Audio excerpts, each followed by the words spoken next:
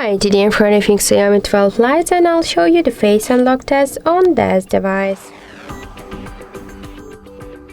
So I just set up my face recognition a couple of minutes ago and now we'll make it a couple of tries to unlock the device with my face and we'll see how far this feature is and does it works. So let's start. 1, 2, 3, 4, 5. So as we can see, the face unlock feature works here so fast and correct. We just unlock the device less than in 1 second. This is really good result for the face unlock.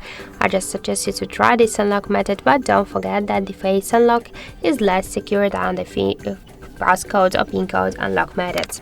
So that's it. Thank you for watching, and if you find this video helpful, don't forget to leave a like, comment and to subscribe our channel.